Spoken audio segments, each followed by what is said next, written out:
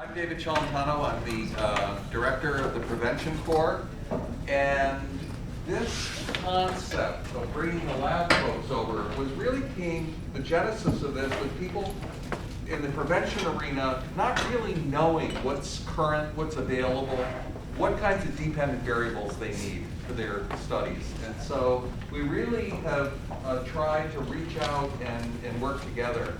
And we're really, Hopkins has an incredible wealth of laboratory people.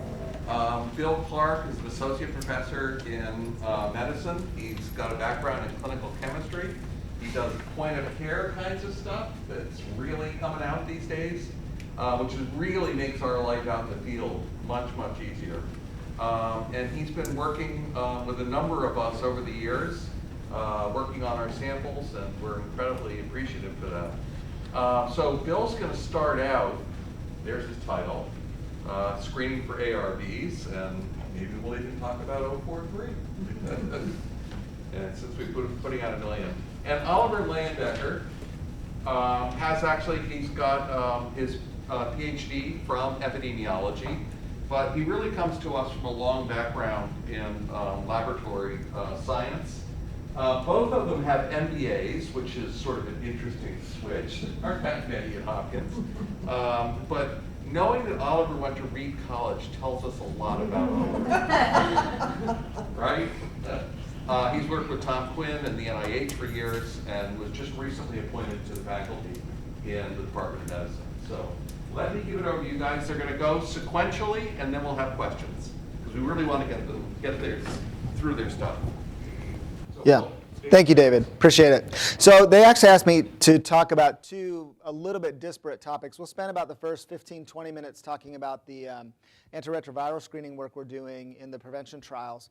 And then at the tail end of it, we'll talk a little bit about what a CLIA lab really means and why that's important to you, because I think that even in a clinical trial setting or a research setting, sometimes that's not entirely clear, and it's also why I get to have a job here. So I'm good with that.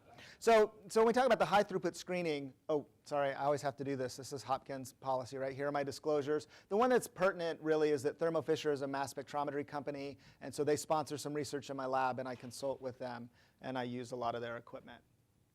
Okay, so with that, we'll talk about the high-resolution mass spectrometry, and they asked me not to dive too deep into the weeds and all the molecular structures and things like that, and so I'll try to rein in my excitement while we're going through this.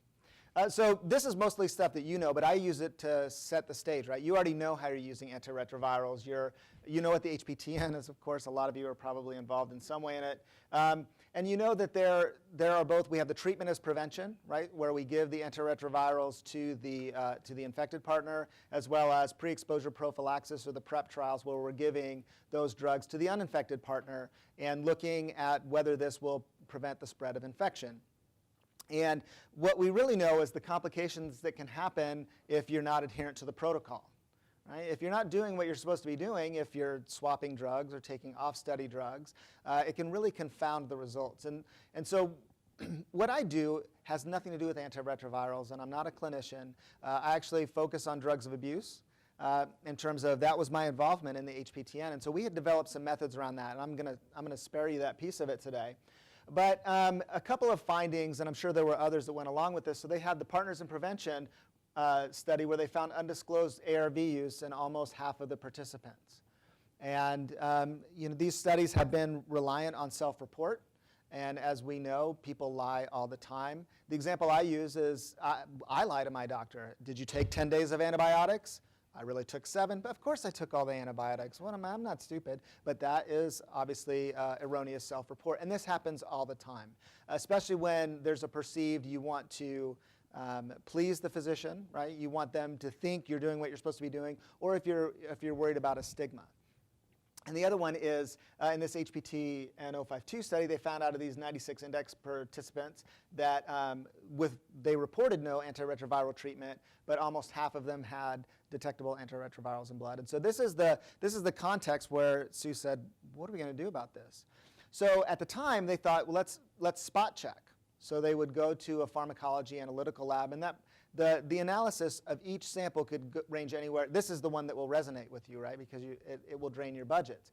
It would cost you anywhere from $200 to $350 per sample to do this. And if you have thousands of samples, like the roughly 8,000 we just finished, that could get quite costly. And so the problem was, how can we do a more objective measure and do it in a cost-effective way? And so I had some methodologies we had developed around drugs of abuse, and I thought it would be pretty straightforward to maybe modify those to do antiretrovirals. And so this is a paper we published. The work was done much earlier, but we just published it last year. And I'm not going to go into a lot of it. This was a method that detected about 15 different antiretrovirals. The key thing I want to show you here is it's done by liquid chromatography mass spectrometry, but the key number here is 15 minutes. Okay? This method we could do roughly 4 an hour. Okay? Again, if somebody asked me to do 50 or 100 specimens, that's great. If I'm asked to do 500 or 1,000 or 10,000, not so good. But this was us dipping our toes in the water, and that's where we went. And the way we did it, again, highlighting, they're really the basics of how it works, without getting down too far into the nuts and bolts, is that using our chromatography mass spectrometry, we identify 3 parameters, and that's what we use to identify a positive result on screen. The first one is the retention time down here. Okay? And so what that means, this is just an example drug for Lamuvidine. And so if it elutes at 2.0 minutes or something close to it, then we know at least it's very chemically similar to Lamuvidine if it's not Lamuvidine. So that gives us the first one. The second one is that with the high resolution instrumentation, we actually get the molecular mass up to 4 decimal places. So this is very specific. It gives us a high level of specificity. So now we've got the chemical behavior in the chromatography column. We also have a high resolution mass, and that gives us 2 pieces of information. And then the third piece of information that we use is fragmentation. And so you'll see the brackets drawn around this piece of the molecule. And so in order for us to call a positive, it must be within the right retention window. It must have within a certain tolerance the exact mass of the parent, and then it must have at least 1 characterized fragment. And we have software that does this for us. I don't, eyeball it. But when we pull this together, if it has those 3 components, then we say that it has a positive. And we feel pretty good about that. And so we're able to do this. We go through the method development, and our initial run at it was to do this in 15 minutes for 15 drugs. So a single injection. And the way that, and we're really able to do that on about 100 microliters of sample. All right. But we have bigger challenges, right? We have to have faster menus. When I made this slide, and I'm reusing slides like everyone does, but at the time we had about 10,000 specimens in the queue, right? And because I work with Sue Eshelman, she has grand plans, and she said, you might have to do 50,000 more. And I said, well, 15 minutes at a shot is not going to cut it then. And so we really need to do that. The other one is that in some of the early things with this 15-minute method, there's a little bit of subjective. I'm going to show you some chromatograms here. But there's a little subjective piece to it. I mean, we have those 3 elements that have to be present, but it's still not always so cut and dried. And we really wanted to remove the subjective piece, plus make it more automated, because what was happening is I'm on the train on my iPad thumbing through PDFs of chromatograms, and I don't want to do that. And then we want to figure out how to do confirmatory testing, which is really sort of on the tail end of it, and we're still in process of developing that. So our next step was, when we got this sort of big number of 10 to 50,000 specimens, we thought, well, let's just speed up the method. So we changed some of the parameters, and we went from a 15-minute method to a 5-minute method. Now this is some of the example output data, and you can see that it's not quite so clean. And this is a real trial specimen, and you can see that on the top here, this is emtricitabine. In peak number 3, that's indinavir, and then peak 5 is nevirapine, and those are pretty clear signals. We do see some noise around peak 2, which was efavirenz. In our first version of the assay, it was not very good. We only detected to about 150 nanograms per mil. We do much better now, but you see that it can get messy. And here, even the zidovudine peak, now it starts to look a little funky. And it's not at the right retention time, meaning it was maybe some sensitive to perturbations in the system, and we started getting really uncomfortable about that. So we had to go back to the drawing board. All right. And then occasionally we'll get things like this. So here's our indinavir. No, we did not report this positive, but this shows why I can't just rely on those 3 pieces of information. If I go across the line and say, oh, it's at the right retention time, it's got a fragment, right? The computer's telling me this is positive. Now I have this double peak. And I don't know how I feel about that double peak and really calling it a positive for the people who are going to do the data analysis on the back end. And then we get things like this. I don't know what that is. And I haven't been doing this a while, and I don't know what that is. And so that, of course, would be negative, too. And so as we worked through this, we said there has to be a better way. Now, the way we were approaching this was something called full scan. So what that really means is the instrument catches all the ions that you make, and it analyzes them. I used to have a video that I would show, but it made the file too big. And so the Orbitrap that you do high resolution is a piece, it's like this big. And when you shoot the ions at it, and it's just like it sounds, right? They orbit the trap. And they sort of, the picture in my head is like rings around Saturn, right? And so these rings spin at a frequency. They move back and forth across the trap at a frequency, and they expand at a frequency. And those frequencies are related to the molecular mass. But when you get too much stuff in there, the trap doesn't clear, and you can get residual ions, and you can get false positives, and you can get questionable, I don't want to say questionable data, inconclusive data. And so trying to just do it faster was clearly not an option. And it led to now not just me looking at 200 or 500 spectra, it led to me looking at 2,500 spectra while I was on the train. And I don't want to do that. So this was a slide to show why that gets to be a little bit of a problem. And it has to do with the resolution of the instrument. And the key takeaways from here, without getting into all the technical stuff, is that across a chromatographic peak, you want to collect lots of points. Right? Minimum, you need to have 8 to 10 points to define the peak. If you're operating at a lower resolution, which is still pretty good for this instrument, you get 35 peaks, you get this really well-defined. Right? But when you speed up the method, you have to, and you're operating at a high resolution, that means that for each of those potential drugs, you're collecting a lot less points. You get, this is at 140,000, and I think we were operating at around 100,000. But what we were getting is this 5 to 7 data points across the peak, and that's how you get these split peaks and this inconclusive data and this real worry. The benefit of doing something in full scan is that we get all this rich, untargeted data that maybe we can go back and mine. But it was getting to the point where that benefit was not, the negatives were outweighing that potential benefit. So we had to go back to the drawing board, and that's what we did. So we wanted to do something called selective reaction monitoring instead. We're still using high resolution mass spectrometry, but we're getting rid of all the junk. Look, now we're really honing in, and we're not saying that we're going to be able to go back and interrogate to see if that person had cocaine or if that person was on hormonal contraceptive. We're really only going to hone in on these now 20 antiretrovirals, and we're going to focus on that. And we have to do that because 5 minutes still wasn't fast enough. We needed to get it down shorter. Our target was 60 seconds or less per sample for 20 drugs. Right? So we started this working with the company, the gentleman there, Francois Espertet. We sent some samples. We went back and forth. And we said, is this even feasible? Am I nuts? Do I need to think about trying it a different way? And when we looked at a 0.4 minute data window, so that's about 24 seconds, we were able to see 2 drugs plus an internal standard. So it's possible to utilize the instrument fast enough in a way that we could define those peaks for 2 drugs. But could we do that for 20? The answer is no. I don't want to keep you in suspense. The answer is no. But so we did this preliminary work, but it was enough to encourage us to say, let's go ahead, get the instrumentation in. We bought it. Sue bought it, and we use it. And so we dived in. And this is going back. We wanted to convince ourselves, though, because we said we were going to do it targeted. We said, well, let's make sure that full scan is not the right way.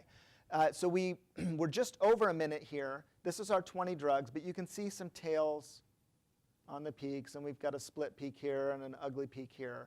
And we really decided that, no, we're on the right track. We're going to go with this more targeted way. And so the idea that we do, some of this is technical jargon. I apologize. I'm too lazy to edit everything. But the way we did this is targeted MS2. And the idea is that we have a filter on the front end that does things at nominal mass. So that means we can just tell the difference between something like 247 and 248. That's all we can do. Right? But then the fragments we're analyzing where we can go out to the 3 and 4 decimal places. And we're able to do this really rapidly. And then we were going to use 1 to 3 product ions per compound. And so we can apply some of the same data filters, but the data is much cleaner. And the other thing we're able to do is manipulate the chromatography, so we divide it into 2 stuff. So we get about 10 to 12 drugs in one lump, and then once that's clear out, we get the other set of drugs on the back lump. And, we had to do something about the specimen preparation as well, because we couldn't just be pipetting manually all these things, so we had to incorporate everything into a robot. So we do a plate-based extraction. I mean, that's really the gist of it. The highlights here are, number 1, we can do 96 well plates at a time, and we can walk away from this. Each plate takes a little under an hour to do. The other piece of it is this one, 100 microliters of sample. So we can really get all this information relatively quickly with only 100 microliters of sample. This is our barcode scanner. This is sort of not making a complete sales pitch, but if in the future we are going to work with you on these things, it would be much better for everyone involved if the specimens come to us barcoded. Because the way we set this up, and you can see our robot here, and this is the plate. So what we've done is we've also set this up, and I don't have slides for it. We are 100% traceable. And it doesn't mean we have 100% fidelity all the time, because there are mistakes that can happen. But if the tube is barcoded, we are able to trace that from the primary tube to the plate, and the plates are barcoded, and we're able to build that load, and then we're able to copy that into our mass spectrometer, and we have that. So we're traceable from tube to result the entire way. We have an audit trail. Again, it doesn't mean there can't be a hiccup, but at least now when there's a hiccup, we have a mechanism to go back and track that. If something looks a little funny, we go through that. And so we're really pushing all of our collaborators, not even just in the ARV realm, to come to us with barcoded specimens or something that we can use a scheme to barcode. With chromatography, I think the big thing here is we have a total program of about 3 minutes. And so 3 minutes is a far cry from 60 seconds. In fact, that doesn't look like much better than the 5 minutes that I outlined to you previously. But what I want to show that we're doing is this software, which doesn't mean a lot to you, but this actually applies to 4 different columns. So we have a multiplexed, multi-channel system. So we have 4 of these channels. So even though the total runtime is 3 minutes, we're actually only looking at data windows. And so we use the software and we program it to stagger everything. So really, the important part is this right here, this data window, which is just under 1.5 minutes. So roughly 90 seconds is our sample time, sample to sample time. This is what the data looks like now. And it's pretty clean. And here we'll highlight the 1.5 minutes there. And you'll see, you can read the drug names. And I'm happy to make my slides. I've already volunteered to give you PDFs of them. If anybody wants them, just let me know. And so you can look at the drugs that we have here. We have all sort of the older drugs, the historic drugs, the current regimens, some of the newer ones like raltegravir, maraviroc. We have internal standards, abacavir and lopinavir, deuterated, so that we have one in each grouping. So we have internal standards both there. And again, each of these data windows, they're all collected in a single window. I showed 3 slides, but just because I can't stack everything into a single slide. But that really happens, and we get all those peaks, and we can get them. That's the beauty of the mass spec, is because we collect that data together, that's all done concurrently. So it's a single injection, we get all this data. So do we really have a high throughput assay? Well, we have automated sample prep, and it takes us just under 60 minutes per plate. And you'd say that's under 1 minute per sample.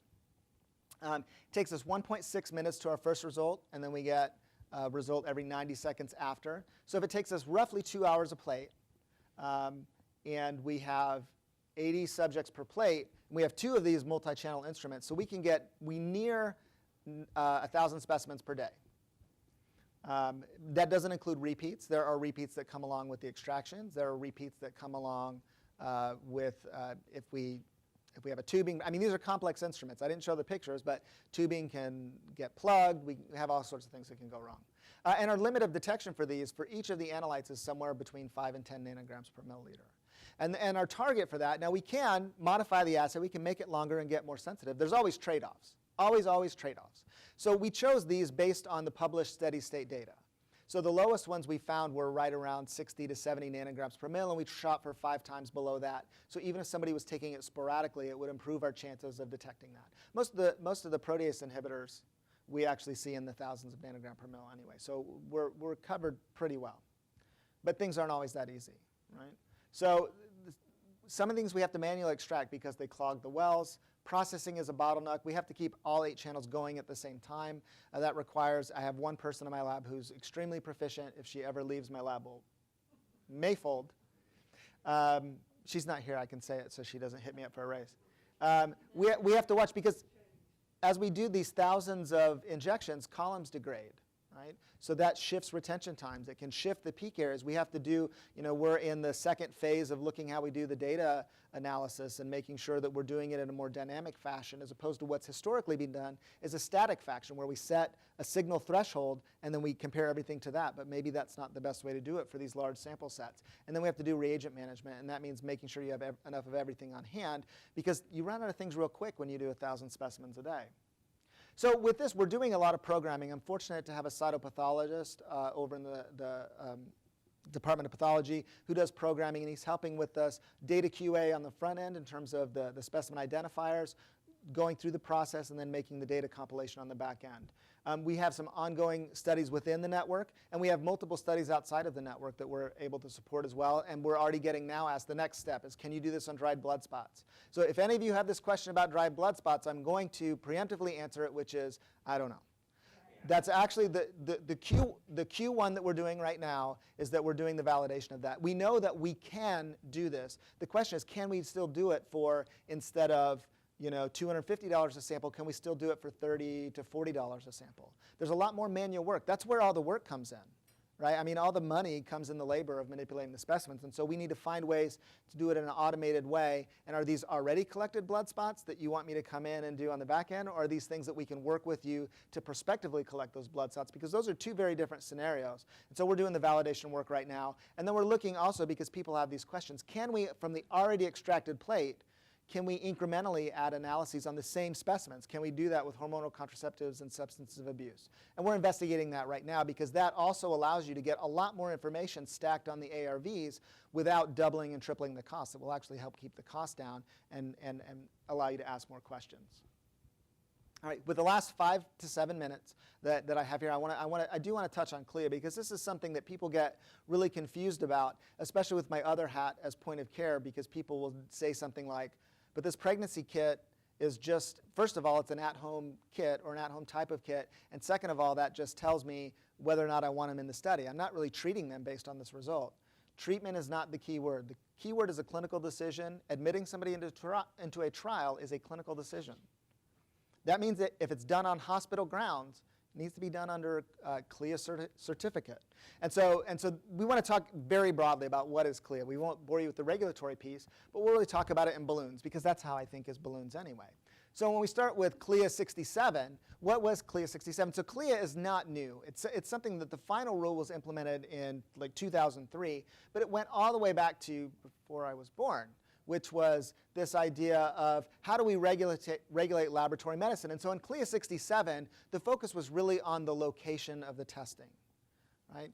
It didn't matter how simple or difficult the test was. It was really focused on, and it was really targeted at these for-profit reference laboratories relative to hospital laboratories. So it was trying to regulate those reference laboratories, and so it regulated on the basis of location.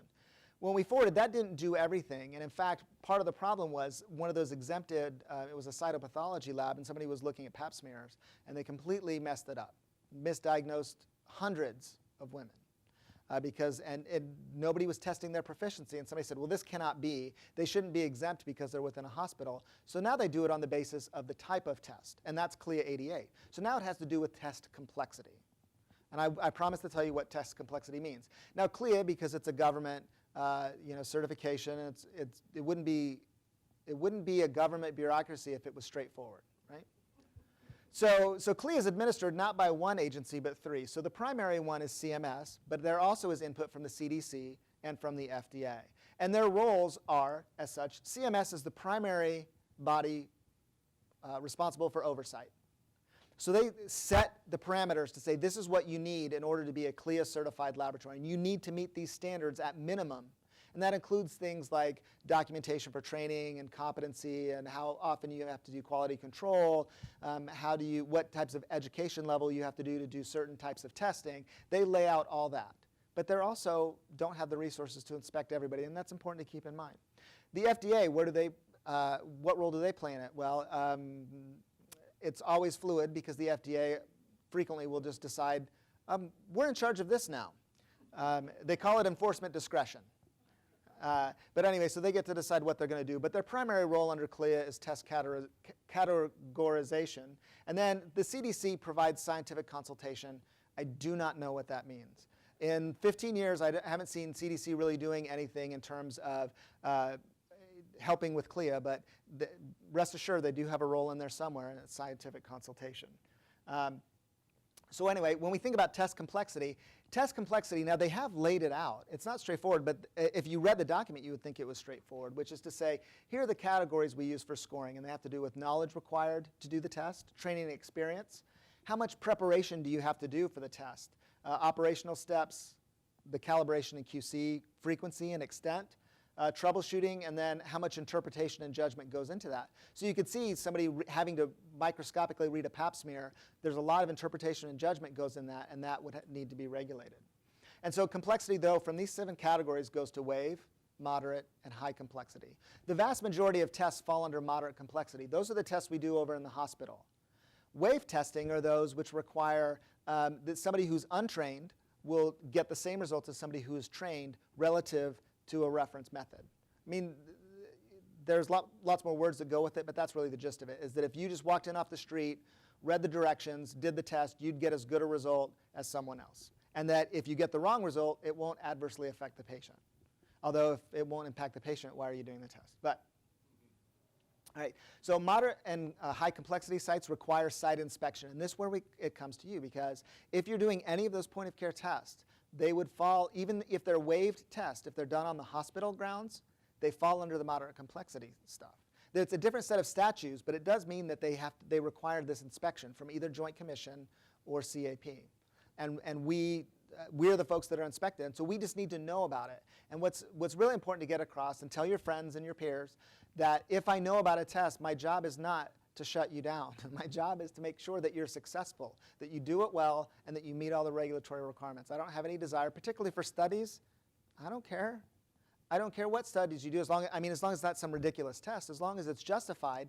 The patients aren't being billed. It's not taking from the hospital. So my goal here is to make sure that you're doing things well. But these things do require site inspection. And here's the other key thing. Even if you think that what I'm saying is ridiculous, and there's no reason for me to know about your pregnancy test, it's not just about me and you. If somebody were to find out that you were doing that testing and it were not inspected, that impacts the hospital's accreditation and puts the hospital at risk for their ability to perform these clinical tests. And that's why I feel passionately about it, because I need to make sure that I can provide the services that, not my patients, but I think of them as mine, right? The people that I'm responsible for those testing results, I need to make sure they can get everything that they need. And so as complexity increases, the regulatory requirements increase as well. The inspections don't happen from CMS. They happen from one of these places. They're called deemed. All that deemed means, so when somebody says, are you a CAP lab or are you a CLIA lab? If you're a CAP lab, you're a CLIA lab, right? It means that these can inspect on behalf of CMS. And all they have to do, they have to get the blessing of CMS, right? And they have to be able to show that their regulatory requirements are as stringent or more so relative to CLIA. So as long as they're not more lax and they're more stringent, then they're okay. Now CMS still has to say you are a deemed organization, but that's what that means. So if somebody says I'm a CAP lab or a Joint Commission lab or a COLA lab, they are a CLIA lab. They're doing things under CLIA.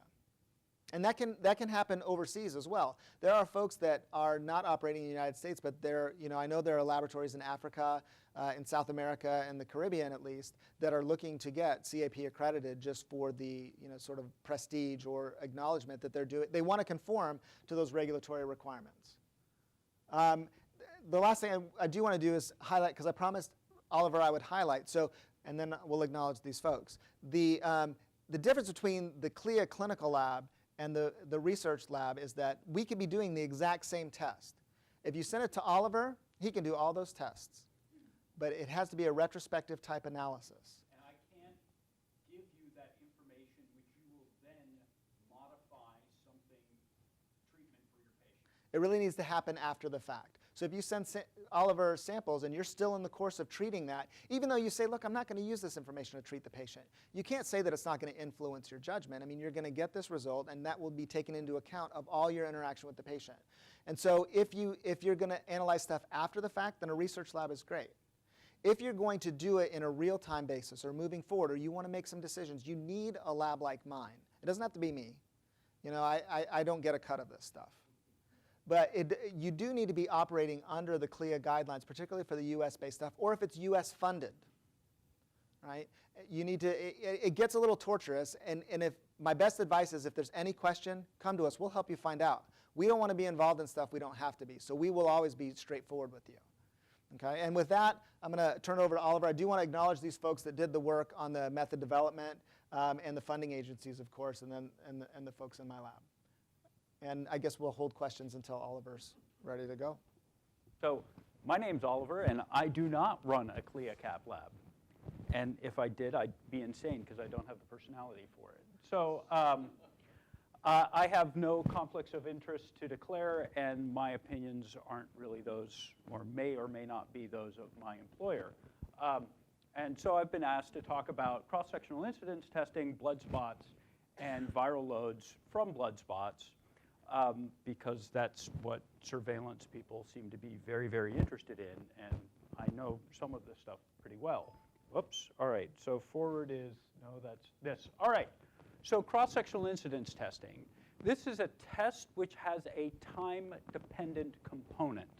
And so instead of being positive, negative, you have a test which is really has 3 stages. You have HIV uninfected people who go through this state of recent infection and then stop appearing being recently infected. And so because of this, you cannot use sensitivity and specificity really to determine the performance of your tests. You could, but it would be in a time-dependent fashion. So, so how you do this is you need to have multiple samples from individuals where you know the duration of infection, and you calculate what is that probability of appearing recently infected by your assay or algorithm. And so if that probability curve goes to 0, then you simply integrate that area under the curve, and you know what this mean duration of recent infection is, which is how long, on average, do individuals, are they positive for that recent infection state. And so then you go into a population, you bleed the people who you're interested in, and you determine your incidence estimate by counting those number of people who look recently infected, dividing them by the number of uninfected individuals who are your at-risk population, and then multiplying that by 1 over the duration in days, sort of what fraction of a year actually is that a mean duration of recent infection, and that becomes your annual incidence estimate. All right, so this is all great, but it really depends on that curve. And so defining this curve and these parameters, there's really 2 different groups of statisticians who work on this. And one group of people will tell you that probability curve has to go to 0, and that area under that probability curve is the window period. And here, that's that blue curve. If your red curve here if your curve does not go to 0 but gets someplace close, you can truncate that tail at a specific time. If you do, and then integrate that area underneath that curve, that becomes your mean duration of recent infection, or MDRI, and there's lots of fighting in the literature about this. And so you need to define where you truncate that tail. And wait a second, if I can do this. Yes. And so then everything to the right side of that tail, so from individuals infected longer than 2 years, that becomes your false recent rate, which is really the rest of this area underneath that curve, or your FRR. And so there's been, when I remember in 2008, it was stated, okay, your assays need to have an FRR of less than 5%. We're really getting closer to 0, because estimating this at a population level becomes actually quite difficult. And so these are the particular parameters you need to know for the incidence algorithm you're going to use to be able to accurately estimate incidence. Also, if your curve goes to 0, then your MDRI equals your window period, sort of by definition. And I'll show you some evidence that that actually works, even though it's calculated differently. Now, all right, so it's all about this curve, right? It's all about this probability of appearing recent, and that probability goes to 0.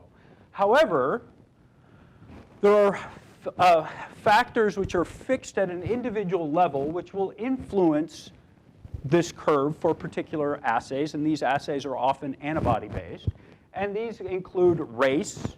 African Americans have a higher amount of IgG than Caucasians do, and so if you're looking for an assay which looks at the proportion of IgG that's specific for HIV, that is actually differential by race. There is a gender. Men and women, believe it or not, have different antibody responses. This didn't turn out to be that big of a difference. Geography and infecting subtype are really the same sort of thing. There are many different subtypes of HIV, and they will perform differently in your assays depending on what the components of your assay are. And then viral load set point. People with lower set point viral loads make less antibodies to HIV. You also have time-varying confounders. So for a given individual, they can have AIDS at a particular time. They can be put on HAART. That can vary in terms of how well they're virally suppressed. And then also viral breakthrough. When you have the appearance of antigen, it stimulates your immune response, and you make more antibody to it. Then to get things really complicated, the frequency of these confounders are dependent on population-level factors, such as the duration of the epidemic in your population. As you've had a longer time of your epidemic in a particular location, you are going to be selecting for individuals with lower viral loads because they have a survival advantage. Access to HAART can vary dramatically depending on which population you're in, and it can also vary with time within that population. And then the current state of the epidemic. So if you have an expanding epidemic where most of your individuals have just been infected a short amount of time versus a waning epidemic where you have almost nobody who's been infected recently and everybody's been, or most of the people have been infected, say, more than 5 years, then the fraction, it'll influence the number of people with different viral load set points, different frequencies of AIDS.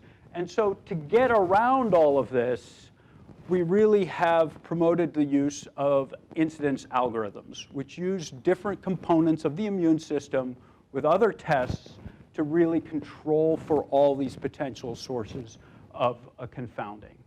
Because really, if you use a single test, you're really going to change the performance characteristics of that assay, and you will not know what your incidence is accurately. So what are all these different incidence assays? Well, there's two you can buy, the limiting antigen avidity assay and the BED capture EIA. The rest of these are all assays which are developed in, say, labs like mine. But these are all different, really antibody titer, antibody avidity is a majority of what these assays test for, and those changes in the antibody response occur, say, over the first 6 months of infection. Now there's been a big push on nucleic acid testing, so really using viral diversity measures with duration of infection. There are actually 6 R01s funded for really nucleic acid methods for cross-sectional incidence testing. Right now, these actually don't seem to perform as well as the serologic ones.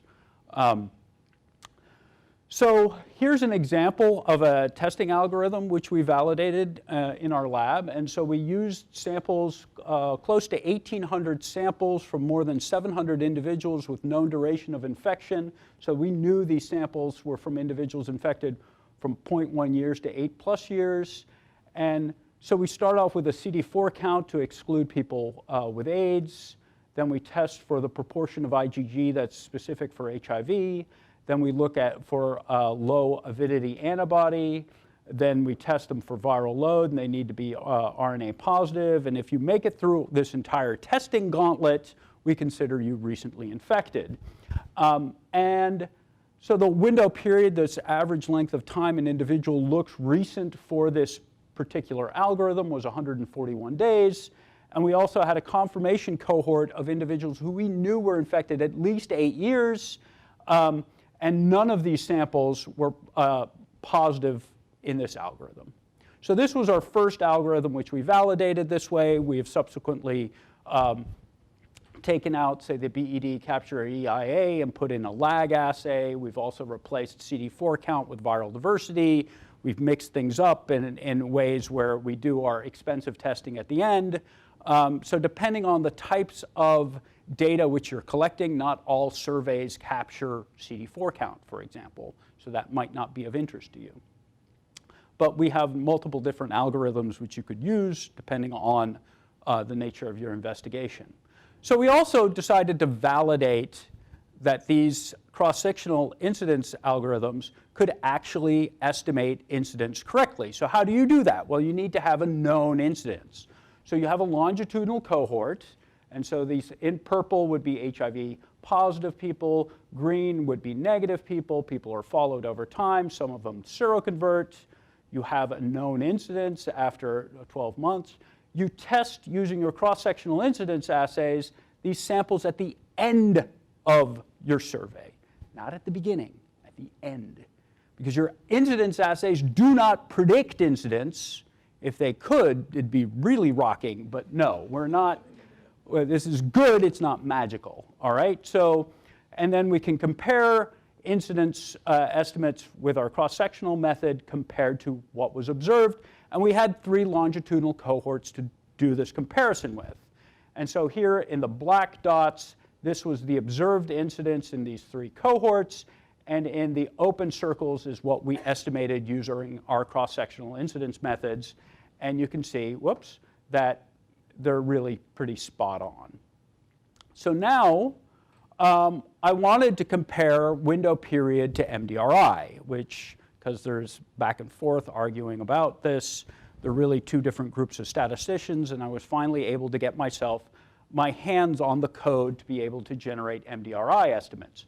So from 2 papers, so from the Brookmeyer AJE 2013 and Konikoff +1 2014, each had 2 different algorithms. They both had different window periods here in the black boxes. I took the same data with the same cutoffs and generated the MDRI estimates, and you see they're really all fall completely within, they're actually pretty close and fall within the confidence intervals. So really, an MDRI equals a window period when your FRR is 0. All right, yay, that makes me very happy. You guys, all right, maybe you don't care. So there's been a lot of pressure really from the CDC internationally to use this limiting antigen avidity assay. It is commercially available now from multiple sources, so you as a researcher can go out and buy it. And there's pressure to use this both for in-country estimates of incidence and also, for example, seeing if PEPFAR has reduced incidence at a population level. And so they really just use lag. And recently, there's a group by acronym CEPHIA, and they're really there to validate all these different cross-sectional incidence assays. They're an independent group. They're funded by Gates. They're led by Mike Bush, Chris Pilcher, Gary Murphy, and Alex Welty. And they recently published their first paper, and they had estimates of lag. And so they're here in the red dots, and this was their MDRI for subtypes A, B, C, and D. And here is the number of subjects and samples from each subject they tested from each of those subtypes. And I took our data set and did a similar analysis, and you see that our estimates of the MDRI are actually pretty spot on compared to the CEPHIA. So now you've got two independent validations of that particular assay.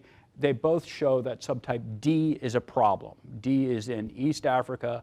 I have no idea why. D kills you faster. It seems to also give you different performance characteristics for these cross-sectional incidence testing.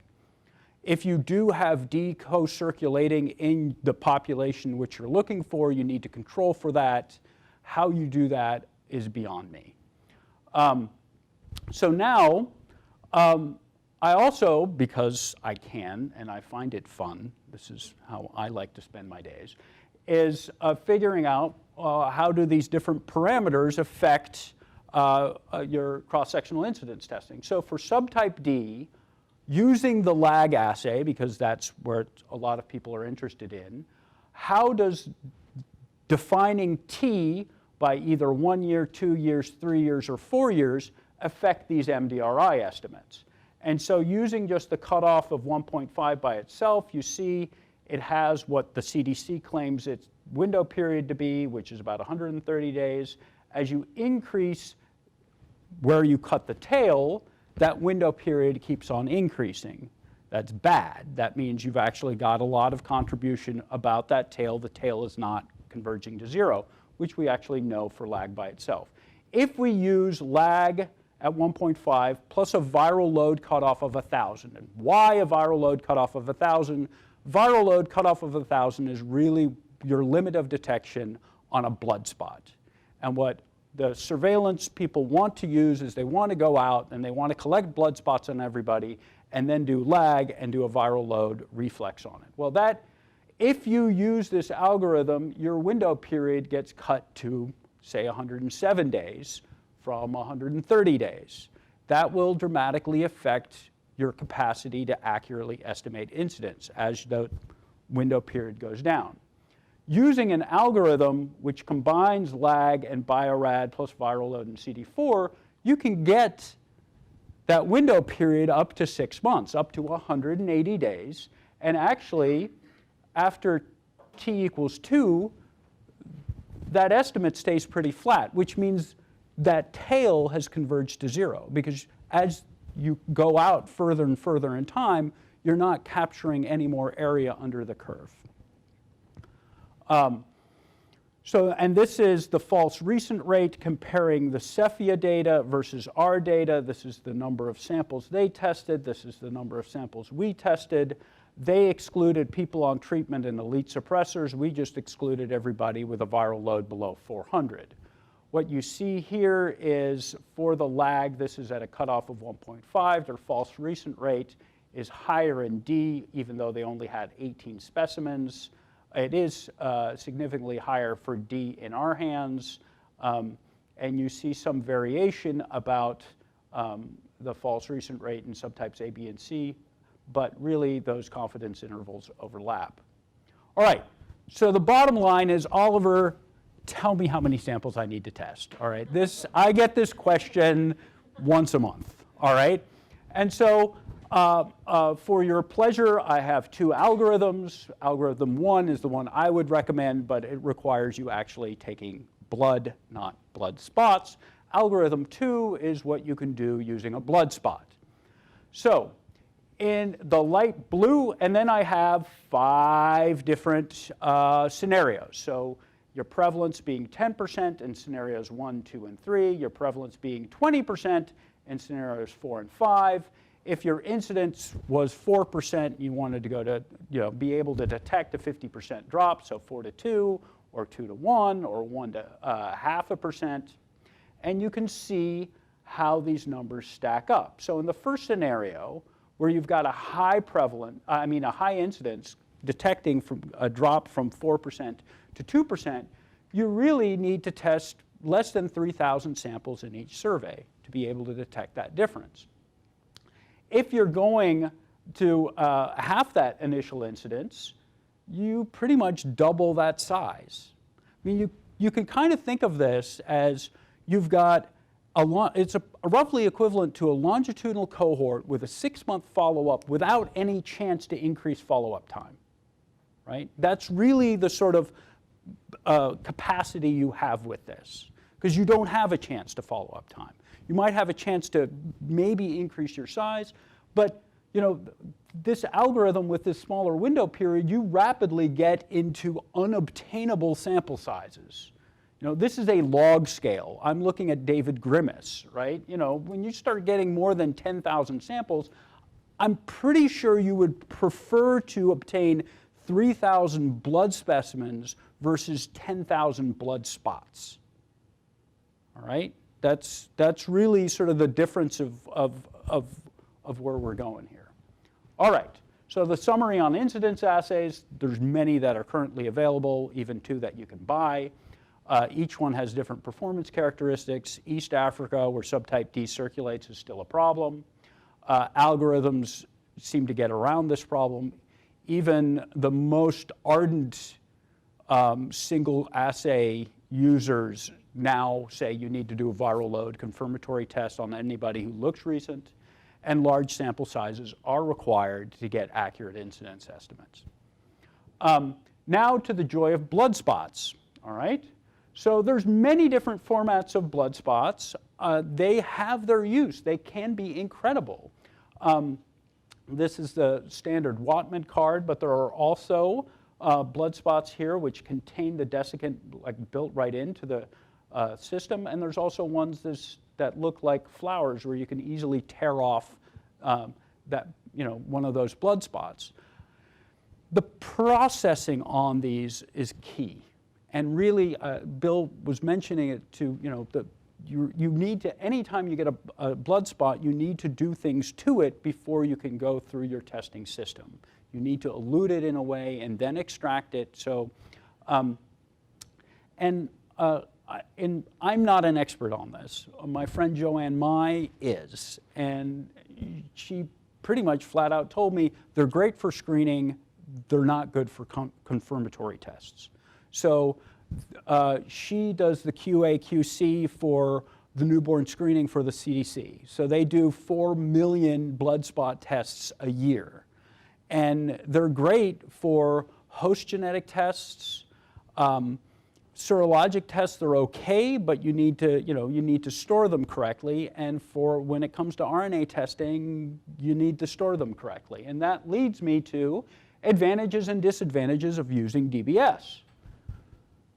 Most people are willing to give you a drop or 2 of blood, and every drop is about 40 microliters. So they're easy and inexpensive to collect. They're initially easy to store. You can use them, if you can use them within the first 2 weeks, you don't need to go through a lot of difficulty. You need to make sure that they're dried correctly and then stored with desiccant. And they're potentially also easy to ship. It depends what you want to use them for. The disadvantages, which is sort of part of the advantage, is that they have very small volumes. Each drop is 40 microliters. When you fill up one of those little rings, you're talking about 120 microliters of whole blood, which is maybe 80 microliters of serum plasma, right? So it's a very small starting volume, and it limits the number of tests you can do.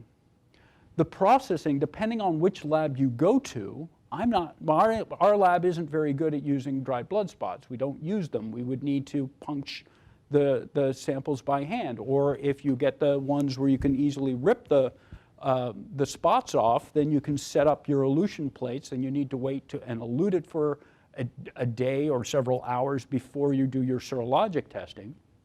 And there's variation then in the performance there. So the increased cost on your processing side for the lab testing may completely override this cost you save on the phlebotomy versus blood spots in your collecting. And then storage, all right? These things are bulky compared to tubes of blood. And they need to be stored in desiccant.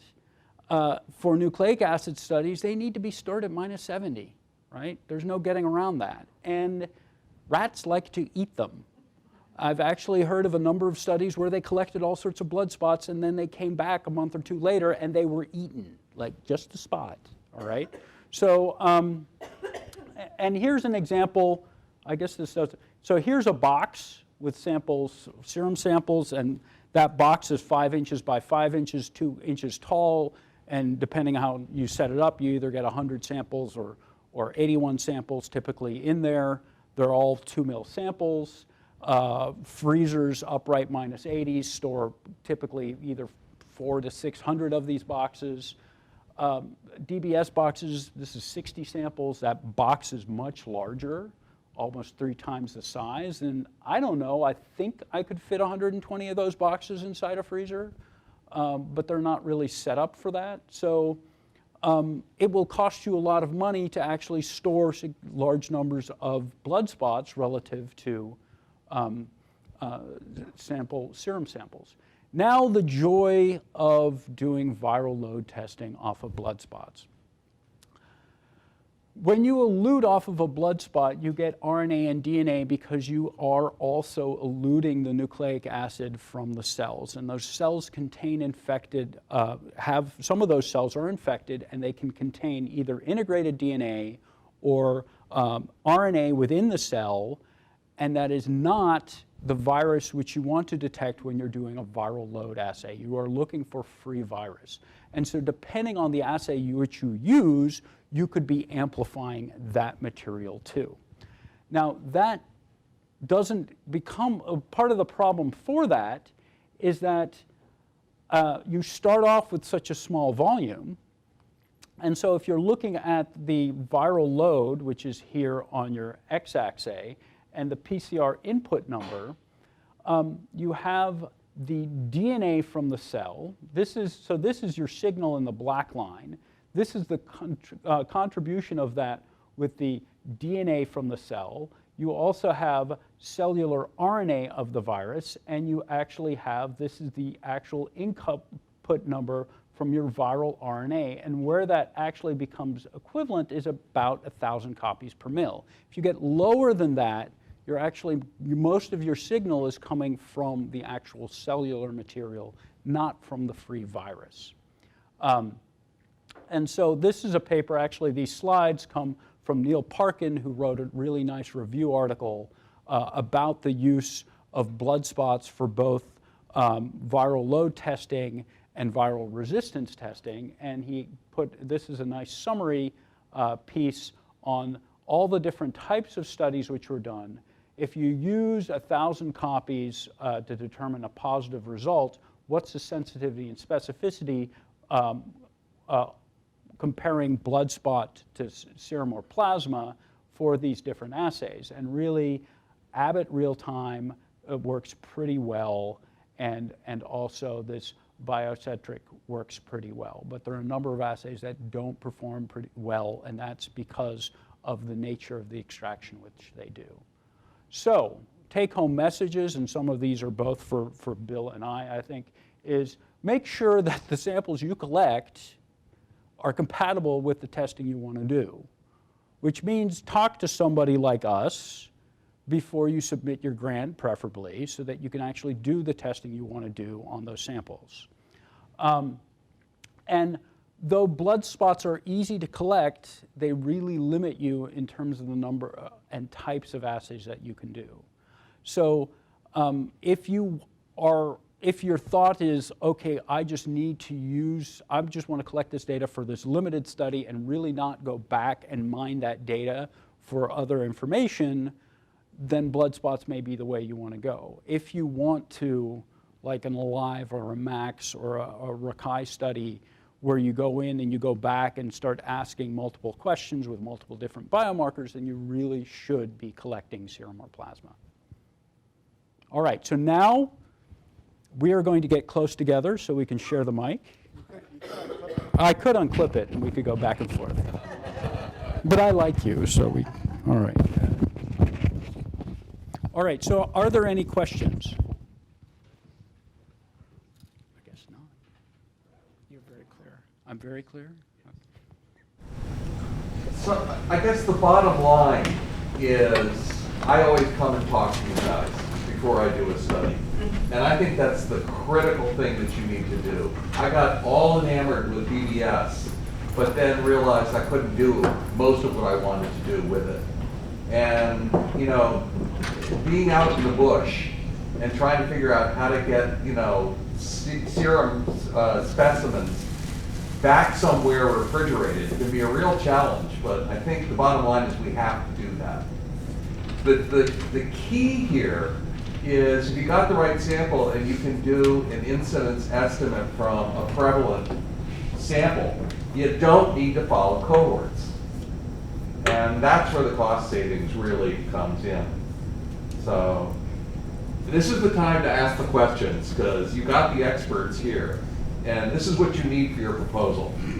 You got to have the right lab test and the right, just if you learn nothing else than CLIA today, that's probably important. And I was going to say, I think a question that might seem not so smart in your head is okay. It's better, again, to ask. I really think we're not experts at any of this, and we struggle to follow some of this, but you're helping us at least understand the questions we need to be asking you, which we appreciate. Thank you. Well, I'll bring up two. So first for Oliver. So pediatric diagnosis in newborn infants, and then being followed. So they obviously have maternal antibodies, so you can't really do EIA. So they recommend doing the DNA testing. You didn't touch upon that. Most, no one's going to draw 10 mLs of blood, obviously, from a newborn. So the standard recommendation is a filter paper, heel stick. And in your review, did you work out what the sensitivity of that might be compared to definitive diagnosis? No, and no, I did not. Okay.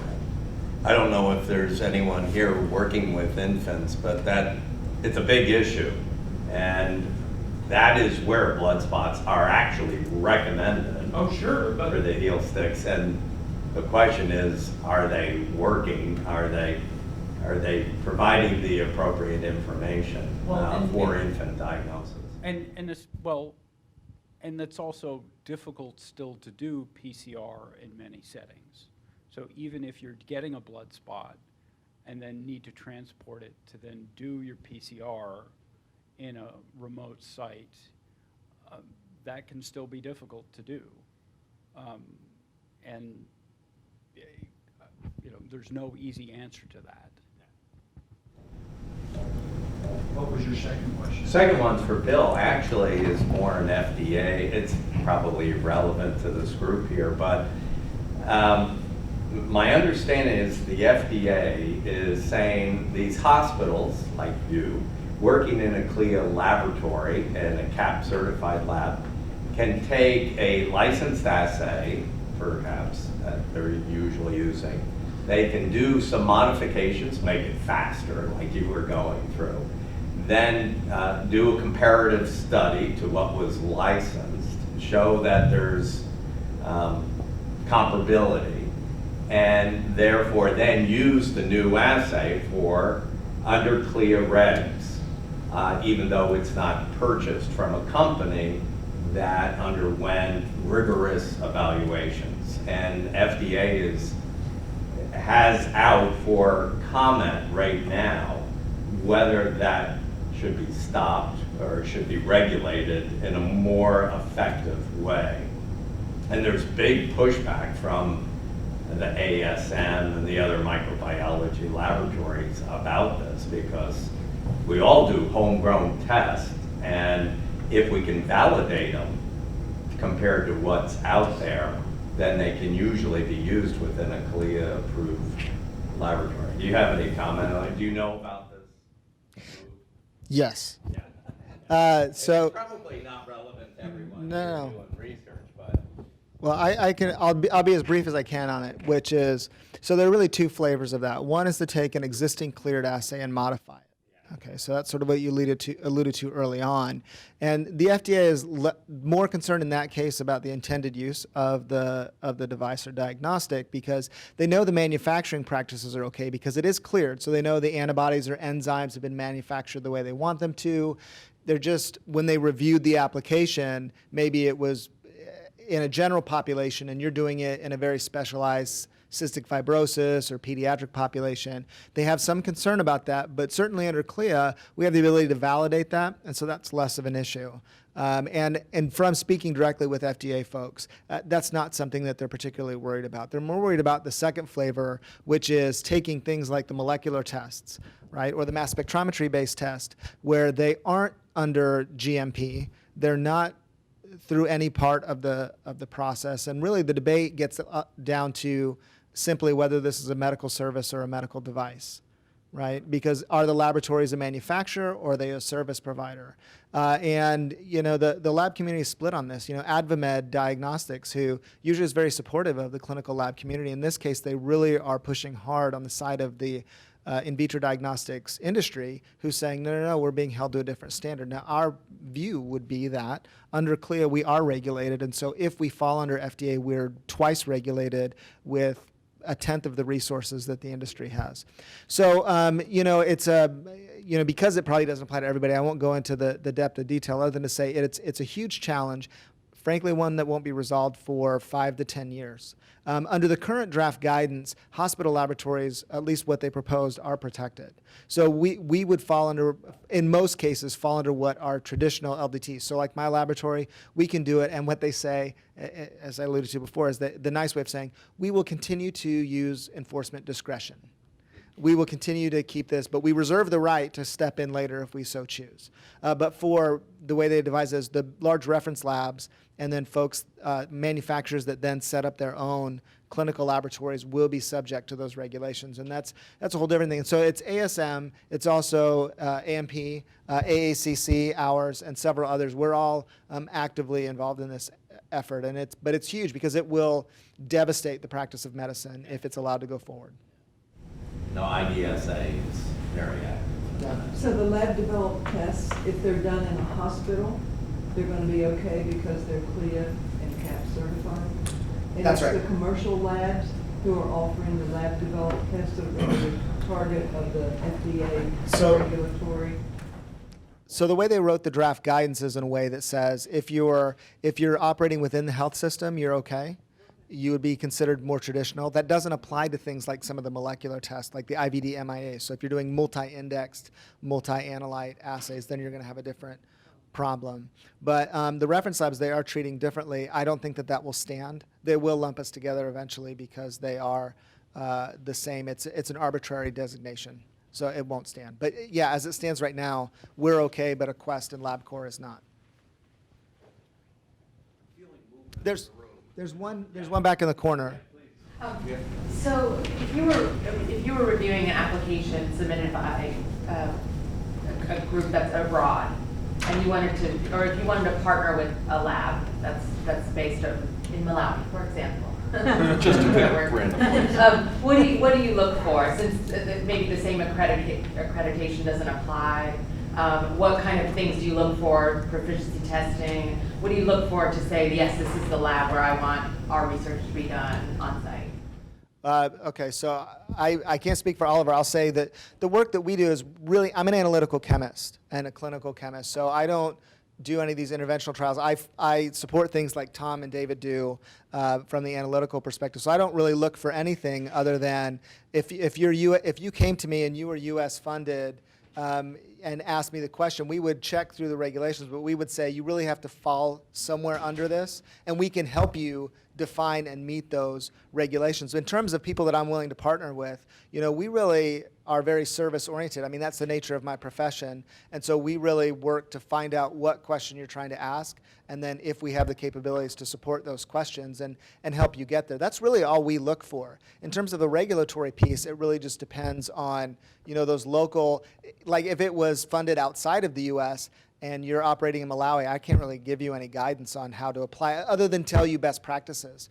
But things like, there are two resources here. One is within HPTN. You know, they have a QA/QC core that does that for all the prevention trials. And then there's a larger thing, I think they call it Project SMILE, which is set up through the Department of Pathology. It's a large grant where it's not just for HIV, it's for clinical trials abroad. And they're all over the world helping people do, you know, best practices for QA and QC. And that is a resource that, you know, we can connect you guys with the directors if you have some questions about on-site labs.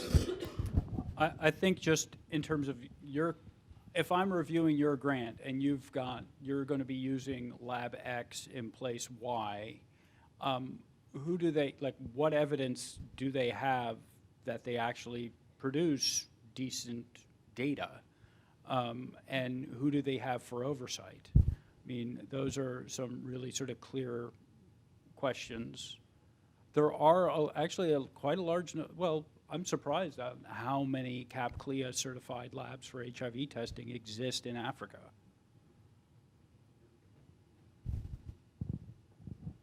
All right, gentlemen, thank you so much.